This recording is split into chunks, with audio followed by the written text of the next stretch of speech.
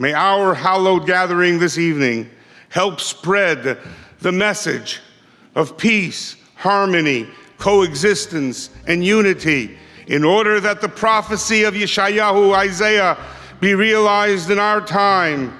They shall beat their swords into plowshares and their spears into pruning hooks. Nation shall not lift up sword against nation, nor shall they learn war anymore. May the Almighty God bless Israel's 70th birthday with a special priceless gift. Peace to Israel and peace to the entire world with the coming of the Mashiach, B'mheira v'yameinu, Amen. And the civilization of Israel is not geographic, and it does not concern borders. It concerns and includes everybody who is willing to stand up and be a witness to bring life to account for justice. For justice is the aim of a just society, not social peace. Some people have asked me, why Israel, when this is a Canadian group, Canadians for Coexistence? The answer is simple. Israel is the best model of coexistence I could choose. Human rights are afforded equally to all citizens, no matter their origins, belief, gender, or orientation. My goal is to show the truth to the world about Israel by exposing the lies of those trying to destroy her. Everything has already been said. I don't know what the other 15 speakers are going to say. You say it better. No, I don't say it better. Believe me, I don't. In fact, dear friends, I'm going to spend time introducing this national hero sitting right here. I won't tell you how old he is for a moment or two, but and so many points have already been made that let me just make a couple.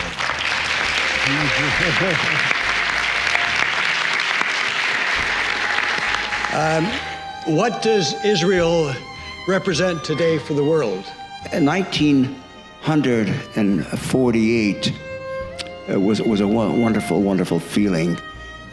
I just felt so joyful living in a wonderful country like Canada, and felt wonderful knowing that there's a country who's got open arms for me whenever I decide to move there, and if I decide to move there. And that is my feelings, and I thank you very, very much for giving me the time to speak. Thank you. So it's an honor for me to be here tonight just to share a few words with you, and first of all to congratulate you for the 70th anniversary of the creation of the State of Israel. And our two communities are really close in the history. As an example, we can see the presence of the Armenian quarter in Jerusalem, for example. It's centuries years old, and also here in Montreal we had the pleasure to work together, and we are continuing to work with the Jewish community to fight against the denial of the genocides, and also for the education of the genocides in Quebec high schools. We don't do any compromise when it's time to speak about Israel, and I was very proud to try to change our voting record at the UN starting in 2007 for a state that respects the rule of law, democracy, and freedom. And you can count on us, conservative in Ottawa, to continue to do the same. First, perhaps, I have a message from David Birnbaum, the MNA for Darcy McGee. And he couldn't be here. He's representing the Minister of Education in the Maritimes. And so I'll read his message. Dear Norman, I regret that I'm unable to join you for this important multi-faith celebration of fellowship, cooperation, and peace, and more particularly of the 70th anniversary of the State of Israel. I salute all those in attendance, representatives of the clergy, government, community organizations, and other individuals. I commend you, Norman, Beryl, and the congregation, and those who have worked with you to bring this gathering together. It is a demonstration of the solidarity and collaboration that can only strengthen our joint commitment to building a better world.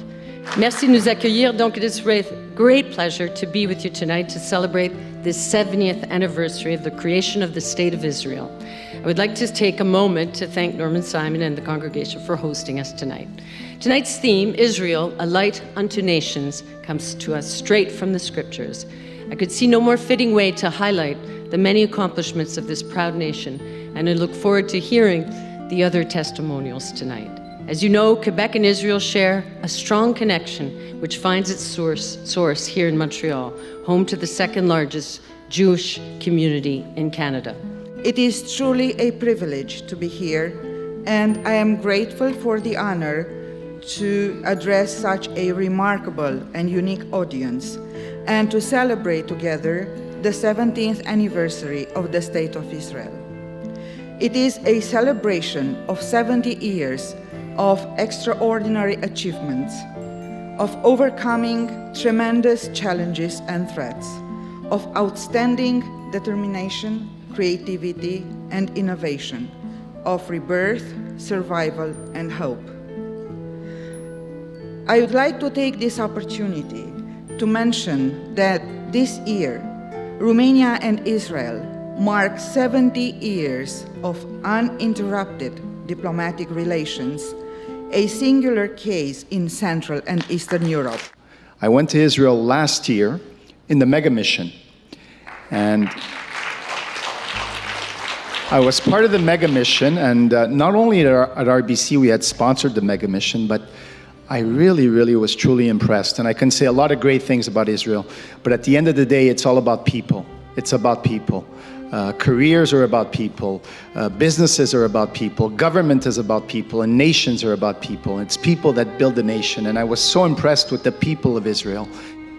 Israël a établi que l'hébreu, une langue morte, et utilisée par la religion et pour les textes bibliques, la langue de la Torah, devait devenir une langue vivante en 1948 et la langue officielle. Une langue morte devenue vivante en 70 ans, c'est rare, c'est un exploit. I want to thank Norman and Beryl for having invited me. I want to thank Rabbi Rosner for welcoming us to his synagogue, President Max Hopp, former President High London, great benefactor Jackie Kola. Thank you for having us.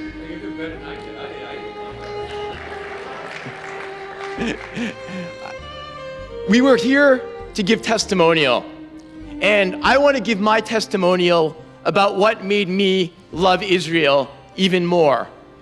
And to be honest, it wasn't going to Talmud Torah and Herzliya. It wasn't being indoctrinated by teachers who kept telling me what to think. It was my experience in sports. It was my experience with Maccabiah games. It was my experience being part of Canadian delegations that marched into Teddy Stadium in Jerusalem along with 10,000 Jews from around the world. And never have I ever felt more Canadian. And never have I ever felt more proud to be Jewish. And never have I loved Israel more. As you've heard, I spent 3 years as a force commander in the Sinai from 2014 to 2017. And so I believe I'm uniquely positioned to speak about the Israeli Defense Force, or the IDF. I spent most of my 39-year military career soldiering alongside what we call professional armies of the West. While they never forget about their domestic mandate, these militaries are very much expeditionary in their mindset and their makeup. Expeditionary. Not so the IDF. The IDF is a national military. They have a no-fail mission of protecting that tiny state. And they are in a very tough neighborhood, as you know. I just want to tell you how it's important to celebrate Israel. Yes, it's an important anniversary this year, but it was important to celebrate it last year. It will be important to celebrate it the next couple years also because what we see today, each year at this period of the year, we can see what it generates as reactions. And it's not always good to hear. Israel still have threatening neighborhood, and we have to stand together to say how it's important to celebrate this anniversary. And my opinion about Israel is that any person who lives and breathes on this earth and who holds democracy dear to their heart and recognizes the achievements that democracies have achieved for people who have been downtrodden have an obligation, a moral obligation, to be a vocal and ardent and active advocate for Israel. So let me just say one last thing on behalf of the Irish community. Wish Israel, on its 70th anniversary, Shlencha, the old Irish wish of good health and a long, long life. Happy birthday, Israel. I also have family in Israel. My uncle was a bishop in Jerusalem, and when my cousin Mary finished high school in Samos, he took her over and educated her in Jerusalem, got her married, and I'm very proud to say that they have a wonderful restaurant that's well known. It's Christos Seafood Restaurant in Akko, by the water. What a great model we could use here in this province as Israel. From a democracy standpoint, from a rights and freedom standpoint, from an entrepreneurial standpoint, from understanding and accepting other cultures. It's a fantastic model. Israel is more than an ally. The kinship is deep, it's cultural, it is political, and there's blood ties with Canada. It is the experience of Montreal, it's the experience of Quebec, it's the experience of Canadians, and it's the experience of struggle that is unique to the geographical location. It is a country that has survived 70 years with an immediate threat of elimination, a hop, skip, and a jump across a border. I would never question the right of my brother to defend himself. Just this week, Andrew Scheer, the leader of the Conservative Party of Canada, in response to the Prime Minister's reaction to recent attacks, defined Israel as the most democratic and pluralistic nation in the Middle East. At the core of Israel's success lies the civilization for which it was founded, in alliance with the principles of democracy and freedom which it was founded upon. Although Israel has made mistakes, as have other Western nations, it has often been unjustly victimized by the international community. Just expressing my friendship, the friendship of the Greek people and of the Greek state, our admiration. There's a lot of admiration for the Jews. They transformed what was a chunk of desert in 1948 and developed it into one of the most successful economies in the world. And I would like to say congratulations to the daughters and sons of Israel for the achievements over the last 70 years. The city of Haifa and the government of Israel have welcomed the Baha'i presence and the beautification of the Mount Carmel. The former mayor of Haifa, Amram Mitzna, wrote that the completed gardens and terraces for the Shrine of the Bab offer unforgettably stunning panorama for the appreciation of all beauty lovers. Well, I want to let the last speakers know that I was in Haifa last year, and I did go to the Baha'i World Center, and I was very impressed. I was impressed by two things: how vibrant the World Center was, how beautiful the gardens were, how welcoming the organization was to people from all around the world. But I also was impressed with the tolerance in the state of Israel that allows other faiths to flourish as well, and I think that's important. Rabbi Rosner, organizers, Beryl and Norman, elected officials, current and former, colleagues, ladies and gentlemen. I mean, this is an emotional experience for me, and I'll explain why in a few minutes, but I did want to say three things. First of all, I am the city councilor for this neighborhood. You're in the heart of Snowdon right now. And that's for this reason I want to call out the special efforts of Norman Simon and the Canadians for Coexistence. You may not know this, we are one of the most multicultural, multiracial neighborhoods in Canada. 45% of our population are visible minorities. We represent every faith. We come from every corner of the world, and we live well together. Unfortunately, neither of my parents lived long enough to ever be able to go to Israel, but I did have the privilege of being there, and I was moved by what I saw. And I want to say, and I'm going to read what I really want to say because I don't want to get it wrong. It's not only that I felt, a city like Tel Aviv was modern and vibrant and cosmopolitan and liberal. That's with a small L for Beryl. It was also cutting edge and innovative and really quite remarkable. But that's not really all Israel is all about. What it was about was liberal values, again with a small L, acceptance of different peoples who enjoy equality under the law and in the services they receive from the state. Israel is truly a democracy. Several of the speakers alluded to that this evening. Governments change.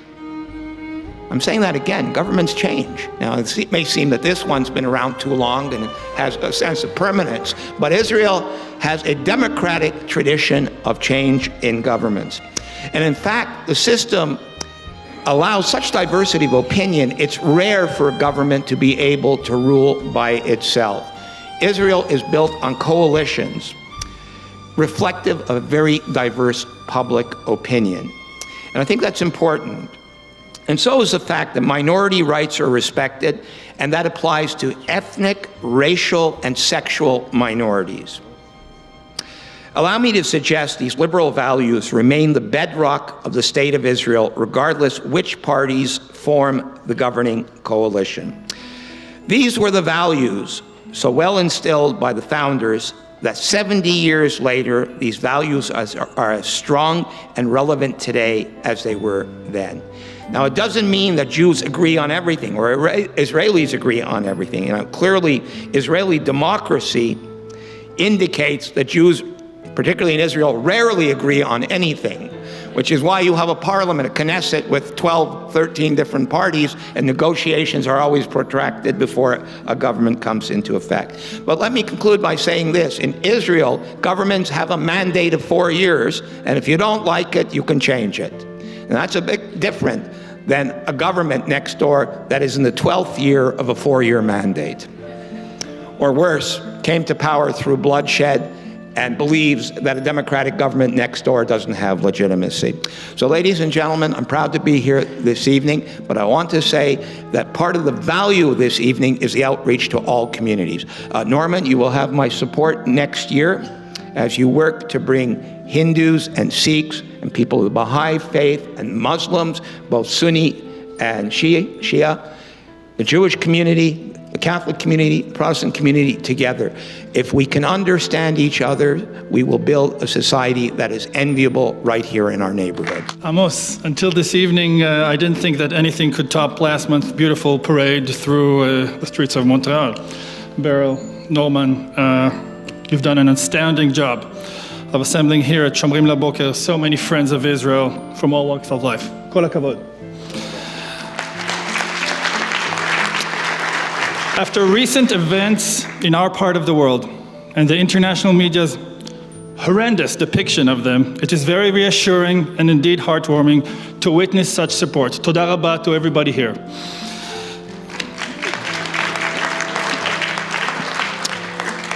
Tonight we have gathered here as one big family of Jews and non-Jews alike to celebrate the wonderful miracle that is Israel's rebirth 70 years ago. For 2 millennia, Jews were scattered throughout the world, but never lost their yearning to return to the land of Israel. In synagogues like this, from Damascus to Sydney, from Fez to Buenos Aires, we prayed toward Zion and never forgot the words of Psalm 137. If I forget thee, O Jerusalem, let my right hand forget her cunning. If I do not remember thee, let my tongue cleave to the roof of my mouth, if I prefer not Jerusalem above my chief joy. But it wasn't only the physical return to Jerusalem we prayed for. It was for the people of Israel to again be a light unto the nations, Or Lagoim. Today, my friends, I stand before you as a person who is proud to represent a country that is both ancient and young, both a nation state and a country of immigrants. A country that is both Jewish and democratic, a country that is diverse and pluralistic and at the same time united, with one united and eternal capital, Yerushalayim, the city of peace.